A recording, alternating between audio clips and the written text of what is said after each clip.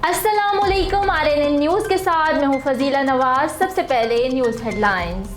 दहशतगर्दी की एक वजह सीपे का रास्ता रोकने वाली कुव्वतें हैं। वफाकी वजीर दाखिला शेख रशीद अहमद का कहना है कि दहशतगर्दी की एक वजह चीन पाकिस्तान इक्तिसादी राहदारी का रास्ता रोकने वाली कुव्वतें हैं। कल अदम तहरीक तालिबान पाकिस्तान से अफगान तालिबान बात कर रहे थे, लेकिन उनकी शराइत सख्त थीं, इसलिए बात आगे नहीं बढ़ी। इस्लामाबाद में प्रेस कॉन्फ्रेंस करते हुए शेख रशीद का कहना था कि TTP ने खुद जंगबंदी की शराइत तोड़ी। इनसे अफगान तालिबान बात कर रहे थे, लेकिन TTP की शराइत सख्त थीं, इसलिए बात आगे नहीं बढ़ी। शेख रशीद का कहना था कि दहशतगर्दी की एक वजह सीपे का रास्ता रोकने वाली कुव्वतें हैं। लाहौर वाक़े पर एक शख्स के पीछे हैं, इस वक्त कुछ कहूँगा तो शाम को भारतीय मीडिया शोर मचाएगा। वजीर दाखिला का कहना था कि वजीर दाखिला ने मुसल्लह अफवाज को और IGs को अलर्ट रहने की वार्निंग दी है।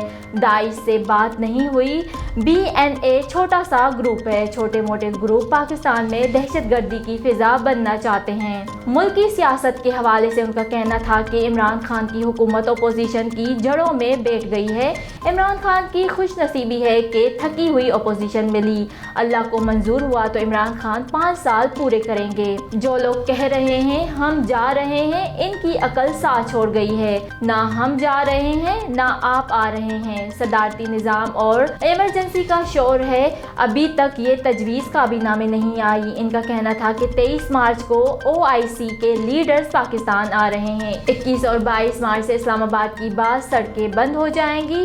23 मार्च की परेड में OIC के लीडर्स भी शरीक होंगे। अपोजिशन अपनी रैली 23 मार्च से 4 दिन पहले या 4 दिन बाद कर लें। अल शरीफ फाउंडेशन खिदमत में पेश 5 गरीब और नादिर बच्चियों को जहेज का सामान दिया जा रहा है। सीनियर वाइस प्रेसिडेंट शरीफ फाउंडेशन मुख्तार अहमद भट्टी की जानिब से गरीब नादिर बच्चियां जिनकी किसी भी वजह से शादी नहीं हो रही है, जहेज के इंतजामात नहीं हो रहे हैं, तो अल शरीफ फाउंडेशन से राब्ता करें। अल शरीफ फाउंडेशन बच्चियों की शादी करने में मदद देगा। इसके अलावा और पाकिस्तान भर में जितने भी नादिर और माजूर अफराद हैं, इनकी अल शरीफ फाउंडेशन हाल में मदद करेगा। अल शरीफ फाउंडेशन की बॉडी दोबारा तश्कील दी गई है, जिसके ओहदेदार दर्ज झेल हैं। Senior vice president Pakistan Al Sharif foundation Mukhtar Ahmad Bhatti, जिला central president Mohammad Razzaq Bhatti, medical incharge doctor Mohammad Saleem Arain Mustafai और अल शरीफ फाउंडेशन के चेयरमैन परवेज़ इकबाल आराई। नवाज शरीफ को बाहर भेजने का फैसला 100% इमरान खान का था। वफाकी वजीर बराए मनसूबाबंदी असद उमर का कहना है कि साबिक वजीर आज़म नवाज शरीफ को बाहर भेजने का फैसला 100% इमरान खान का था।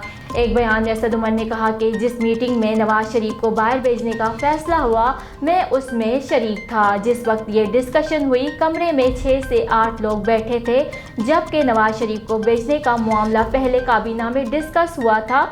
उन्होंने कहा कि नवाज शरीफ को बाहर भेजने का फैसला 100% इमरान खान का था और इमरान खान ने ये नहीं कहा कि ये फैसला उनका नहीं था। वफाकी वजीर का कहना था कि PTI की सीनियर लीडरशिप कमरे में बैठी थी और नवाज शरीफ को बाहर भेजने के फैसले पर सबकी राय मुख्तलिफ थी। असद उमर के मुताबिक इमरान खान का कहना था कि जिन मेडिकल रिपोर्ट्स की बुनियाद पर वो फैसला किया गया वो झूठी साबित हुई।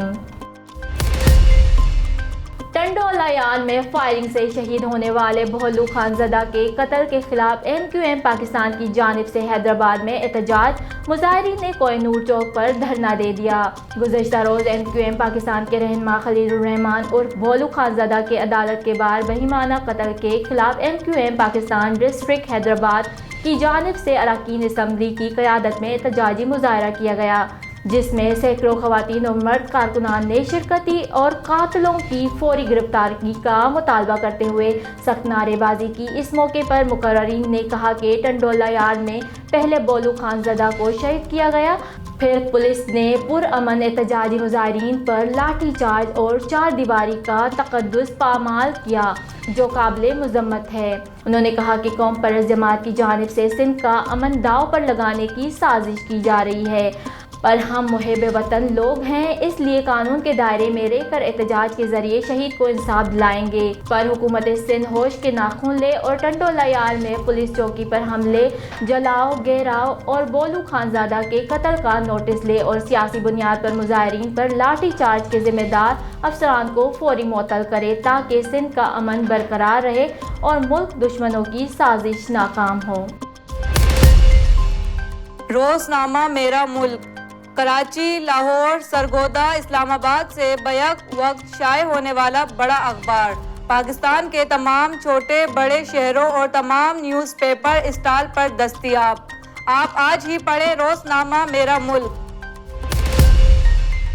حاصل پور ڈگری کالج کے طلبہ پر الجمشید بس سروس کے عملے کا نامعلوم گنڈوں کے ہمراہ لوہے کے راڈوں اور لاٹھیوں سے حملہ، کئی طلبہ زخمی، پولیس نے مقدمہ درج کر لیا۔ بہاولپور سے ہمارے بیورو چیف نصیر احمد سٹھار کے مطابق گورنمنٹ ڈگری کالج حاصل پور کے طلبہ نے کالج سے چھٹی کے بعد اپنے گھروں کو جانے کے لیے بس کو روکا تو بس کا عملہ، جو پہلے سے نامعلوم گنڈوں کے ہمراہ حملہ کرنے کے لیے تیار تھا، طلبہ پر لوہے کے راڈوں اور لاٹھیوں سے ٹوٹ پڑا، جس سے کئی طلبہ زخمی ہوئے۔ بس کا عملہ طلبہ کو غلیظ گالیاں بھی دیتا رہا۔ پولیس تھانہ سٹی حاصل پور نے طالب علم محمد نعیم کی مدیت میں بس کے کنڈکٹر محمد شاہد، محمد محسن، محمد عمران اور 20 نامعلوم حملہ آوروں کے خلاف مقدمہ درج کر لیا ہے۔